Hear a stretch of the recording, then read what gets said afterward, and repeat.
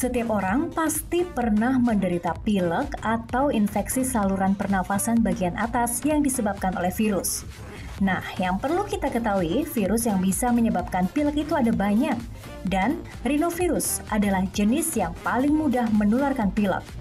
Gejala-gejalanya biasanya mencakup hidung berair dan bersin-bersin. Pilek paling sering terjadi pada musim dingin atau musim hujan. Hal ini disebabkan karena kebanyakan virus pilek mudah berkembang dalam suhu rendah. Patut diingat bahwa pilek tidak sama dengan flu.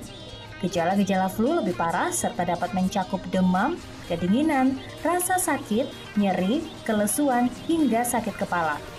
Kadang-kadang memang sulit mengetahui perbedaan antara flu dan pilek, menurut gejalanya saja. Namun secara umum, gejala flu berlangsung lebih lama dibandingkan pilek.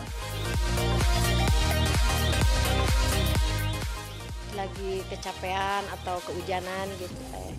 Biasanya kalau kecapean, kehujanan, ya paling capek lah gitu. Habis kehujanan, kecapean. Penyebabnya pusing kepala. Kena hujan, kena debu. Biasanya daya tahan tubuhnya lagi menurun. Obatnya paling pakai obat warung, apa jamu gitu. Minum obat flu sama istirahat. Pilek ditularkan melalui tetesan atau butiran air dari batuk atau bersin yang dikeluarkan oleh penderita. Penularan ini paling cepat terjadi dalam 2-4 hari pertama setelah Anda terkena virus pilek. Cara penularan flu sama dengan flu dan pilek. Ikuti pembahasan lengkapnya hanya di Ayo Hidup Sehat.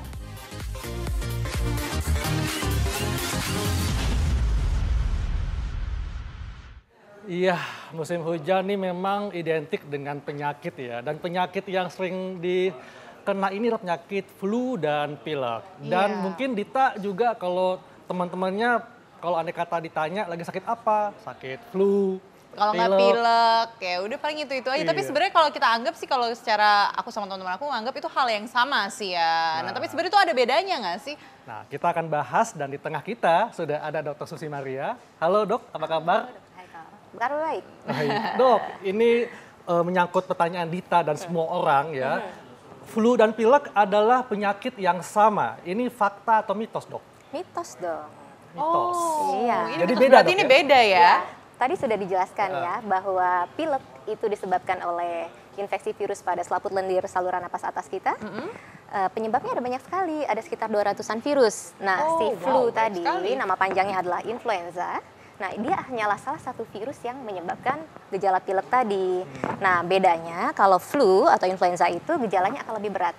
Demamnya mendadak tinggi, batuk pileknya lebih berat, kemudian pasiennya merasa badannya lebih sakit. Nah, gitu. Jadi, flu hanyalah salah satu contoh dari penyakit pilek. Oh, Ya. pilek itu tuh banyak penyakit, tapi kalau flu itu spesifik, influenza. Oh. Dan lebih berat gejalanya, dok ya. Oke, nah tapi dokter ini katanya fakta dan mitos itu katanya perubahan cuaca ini tuh dapat menyebabkan flu dan pilek. Itu fakta atau mitos? Betul, itu betul. Jadi, Fakta, Dok. itu fakta, ya. Jadi karena kalau cuacanya suhunya lebih dingin dan udaranya kelembapannya lebih kering, nah itu virusnya sirkulasi di udara atau di lingkungan sekitar itu memang lebih banyak. Jadi karena di jumlahnya lebih banyak, tentu dia lebih mudah menginfeksi. Karena lembab kali ya dokter atau karena Kelembapannya justru lebih kering, suhunya lebih dingin. Nah, di samping itu kalau cuaca yang seperti itu, suhu lebih dingin, lebih kering, dikatakan selaput lendir saluran napas atas kita ini kekebalannya juga menurun gitu. Defense-nya juga menurun, jadi lebih mudah terinfeksi. Jadi memang ada pengaruhnya ya. Ada pengaruhnya. Oke, betul. nah dokter, karena kan kalau misalnya aku lagi kena flu sama pilek nih ya, terus banyak yang bilang kayak, lo harus minum vitamin C gitu. Itu gimana? Itu fakta atau mitos tuh dokter? Kalau bisa menangkis influenza atau pilek nih, itu benar atau enggak nih dokter? Itu mitos. Oh itu mitos. Ya, Oh. padahal sebenarnya kadang-kadang kalau ke dokter juga diresepin gitu ya vitamin C.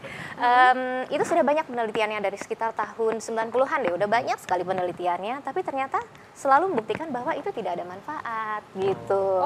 Walaupun memang pada ada populasi tertentu, misalnya nih orang yang memang exercise-nya tinggi, Oh ya. exercise-nya berat, nah itu memang ternyata bermanfaat pemberian vitamin C untuk mencegah terjadinya pilek ataupun infeksi saluran napas atas. Mungkin khusus saya bener kali ya. Tapi sebenarnya nggak apa-apa juga, toh vitamin C itu kan nggak mahal ya. Iya. Dan memang mudah kita dapatkan dari makanan sehari-hari, jadi silahkan kalau mau menambah konsumsi vitamin C ketika sedang sakit.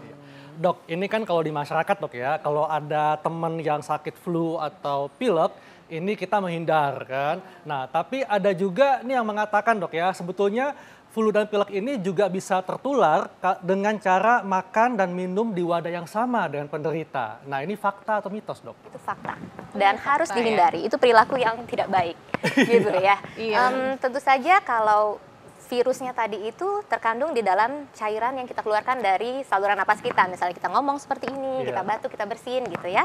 Nah, apalagi kalau kita menggunakan alat makan, tentu virusnya sudah nempel di sana. Terus kita sharing ya, itu meningkatkan risiko tertular penyakit. Ya, jadi jangan dilakukan. Nah dokter, tadi kan kalau kita ngomongin tentang makan dan minum di wadah yang sama nih dokter ya. Tapi kalau dengan yang ini dokter, katanya kalau misalnya flu dan pilek itu bisa tertular dengan melalui ciuman. Nah, ini kayaknya mesti dijelaskan nih, ciuman pipi atau ciuman bibir? Mungkin cipika-cipika aja dokter. Gimana, itu bisa nular nggak? Oke. Ini fakta atau mitos dulu dokter? Itu fakta. Oh ini fakta? Iya, karena jarak tempuh perjalanan virus dari orang yang terinfeksi ke orang yang akan ditularkan sangat dekat sekali kan, gitu. Jadi sangat mudah untuk menularkan penyakit. Oke, jadi sementara kalau pilek atau flu jangan cipika-cipiki ya atau ya nggak ciuman. boleh, jangan cipika-cipika, nggak boleh. Ditahan dulu. Iya, dok, ini flu dan pilek katanya hanya terjadi saat cuaca dingin. Nah, ini fakta atau mitos dok? Kalau hanya itu mitos. Kalau Ya. hanya. Jadi dia itu peredaran virusnya sebenarnya sepanjang tahun gitu. Ya memang ketika suhunya lebih dingin, udaranya lebih kering, nah jumlah virusnya lebih banyak. Tapi dia beredar sepanjang tahun. Oh, dia di selalu Indonesia beredar ya? terutama ya memang beredar sepanjang tahun. Kalau di negara 4 musim memang insidensnya atau kejadian penyakitnya akan lebih tinggi pada yang musim dingin. Oke. Nah dokter, kita juga akan mengetahui lika-liku tentang penyakit flu. Nah apa aja liku-likunya? Ini dia tayangannya.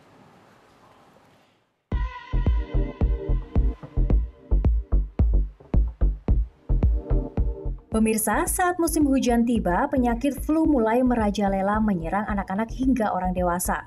Sayangnya, masih banyak masyarakat yang menganggap remeh penyakit yang satu ini.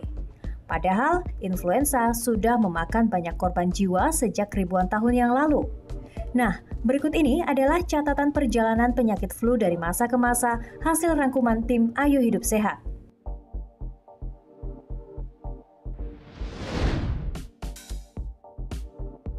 Flu merupakan penyakit menular yang berasal dari virus influenza dari tipe familia Orthomyxoviridae. Gejala flu sudah dikemukakan dengan jelas sejak 2400 tahun lalu oleh seorang dokter dari Yunani kuno yang terkenal sebagai figur medis paling terkemuka, yaitu Hippocrates. Penyakit ini muncul pertama kali di wilayah Rusia, kemudian menyebar ke Amerika pada tahun 1580 yang lalu.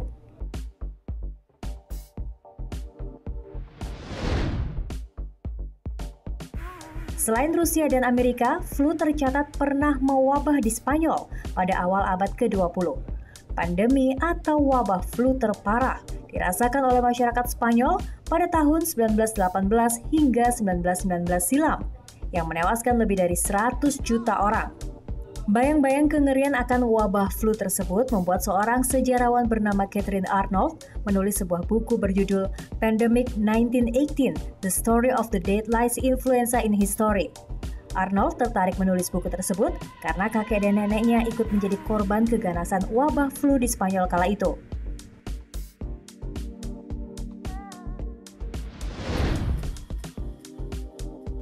Nah, selain mewabah di negara Eropa, pada tahun yang sama, yakni 1918, flu juga mewabah di negara Asia, yaitu India. Sekitar 17 juta orang kehilangan nyawanya karena infeksi penyakit flu. Pada saat itu, masyarakat India mulai menggunakan masker untuk meminimalisir penularan penyakit tersebut.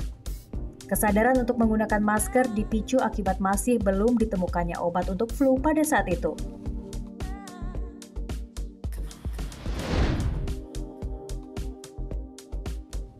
Saat ini masyarakat hanya perlu melakukan vaksinasi flu dan antibiotik untuk mencegah dan mengobati penyakit flu.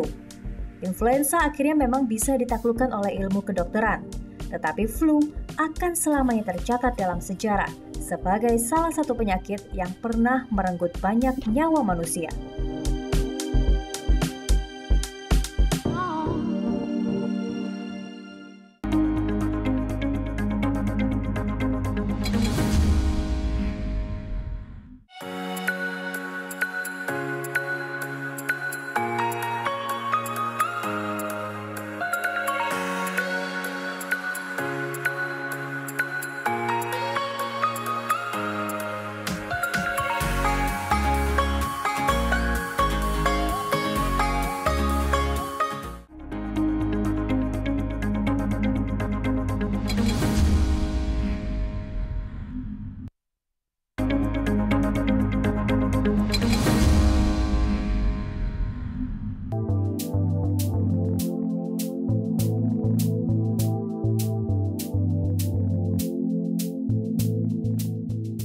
Ada banyak sekali virus yang bisa menyerang tubuh manusia, bahkan mikroorganisme yang bersifat parasit ini bisa juga merenggut nyawa kita. Nah, dari sekian banyak virus yang ada di luar sana, tim Ayo Hidup Sehat telah mengumpulkan beberapa jenis virus yang dianggap paling berbahaya bagi kelangsungan hidup manusia, dan berikut infonya untuk Anda.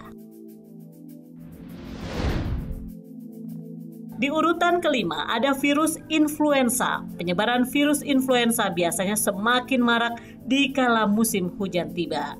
Virus ini adalah penyebab utama dari penyakit yang biasa kita kenal dengan flu. Virus influenza dapat menyebar melalui batuk dan bersin penderita flu. Virus ini juga menyerang bagian pernafasan sehingga orang yang terinfeksi akan mengalami gangguan pernafasan. Percaya atau tidak, dulu virus influenza ini pernah membuat geger benua Eropa di tahun 1918. Kala itu flu mewabah di Spanyol dan menelan korban jiwa hingga lebih dari 100 juta orang. Untungnya saat ini virus influenza sudah bisa disembuhkan dengan mudah. Di urutan keempat ada Pramisovirus atau lebih dikenal dengan nama virus campak. Pramisovirus mengakibatkan penyakit campak. Virus ini termasuk virus yang sangat mudah ditularkan. Penularan penyakit campak terjadi apabila kita menghirup percikan cairan bersih atau batuk dari penderita. Gejala umumnya ditandai dengan demam, batuk, dan timbulnya ruam pada kulit.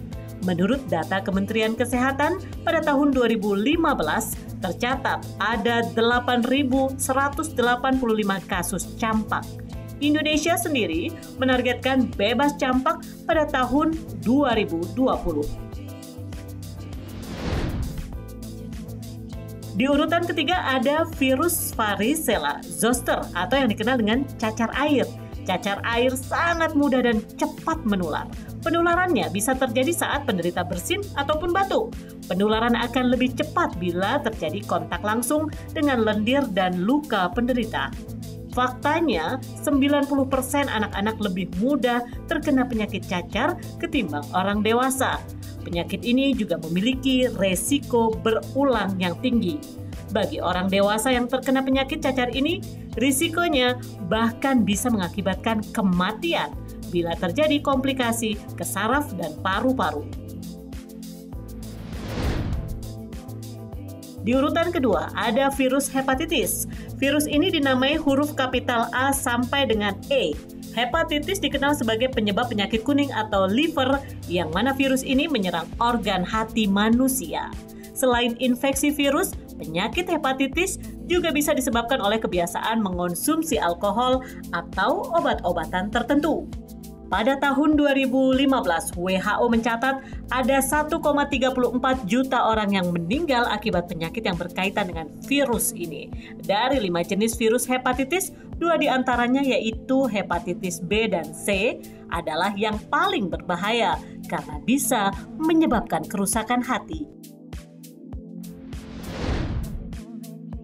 Di urutan pertama adalah HIV atau Human Immunodeficiency Virus. Virus jenis ini biasanya menyerang sistem kekebalan tubuh manusia. virus HIV adalah penyebab utama penyakit AIDS atau Acquired Immunodeficiency Syndrome adalah sindrom rusaknya sistem kekebalan tubuh manusia atau infeksi virus HIV. AIDS termasuk jenis penyakit yang sangat mematikan karena sampai sekarang belum ditemukan obatnya.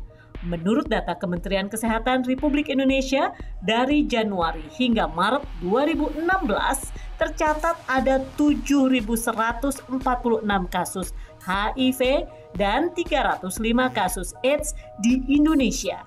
Saat ini, setiap harinya ada 90 orang yang terinfeksi virus HIV dan 5 orang yang meninggal karena AIDS.